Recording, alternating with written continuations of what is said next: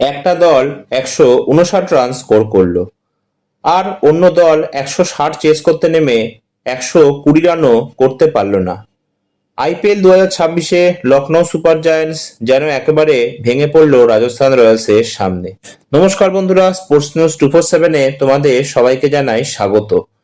এই ভিডিওতে আমরা আলোচনা করব লখনৌ সুপার জায়ান্টস বনাম রাজস্থান রয়্যালস ম্যাচ নিয়ে, যেখানে রাজস্থান 40 রানের বড় ব্যবধানে জিতে নিজেদের অবস্থান আরো শক্ত করল। প্রথমে ব্যাট করে রাজস্থান 159 রান স্কোর করে 6 উইকেটের বিনিময়ে। শুরুটা একেবারেই ভালো ছিল না। 4 ওভারে 32 রানের মধ্যে 3খানা উইকেট পড়ে যায়, কিন্তু এরপর ম্যাচের মোড় ঘুরিয়ে দেন রবীন্দ্র জাদেজা। তিনি একটা দারুণ ইনিংস খেলেন, 43 নট আউট রানের একটা ইনিংস খেলেন 29 বল খেলে, এবং ম্যাচের মেরুদণ্ড কিন্তু তিনি। জবাবে ব্যাট করতে নেমে লখনৌ একেবারেই ভেঙে পড়ে। পুরো দল মাত্র 119 রানে অল আউট হয়ে যায়। মিচেল মার্শ 55 রান স্কোর করলেও বাকি ব্যাটিং লাইন আপ কিন্তু সম্পূর্ণরূপে ব্যর্থ। এই ম্যাচের টার্নিং পয়েন্ট ছিল লখনৌয়ের পাওয়ার প্লে। মাত্র 31 রানে 3 উইকেট তারা হারিয়ে ফেলে। এখান থেকে এই ম্যাচ হাতছাড়া হয়ে যায়। অন্যদিকে রাজস্থানের বোলিং, বিশেষ করে জোফরা আর্চার, তিনি আগুন ঝরানো স্পেল করে ম্যাচ পুরো নিজের দিকে নিয়ে আসেন। এলএসজির সবচেয়ে বড় সমস্যা হচ্ছে কিন্তু ব্যাটিং। ক্যাপ্টেন ঋষভ পান্ত নিজেও স্বীকার করেছেন, ব্যাটিং কিন্তু আমাদের ডোবাচ্ছে।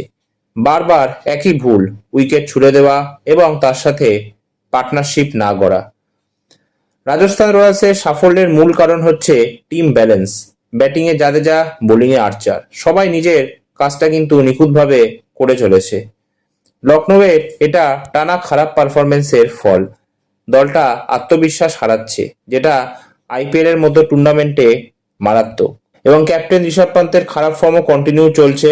একটা যে 50 বলে 68 নট আউট স্কোর করেছিল এসআরএইচ এর এগেনস্ট, তারপর থেকে কিন্তু লাগাতার ঋষভ পান্ত ফ্লপ হয়ে যাচ্ছে, এবং এই ম্যাচেও 0 স্কোর করে আউট হয়ে গেছে।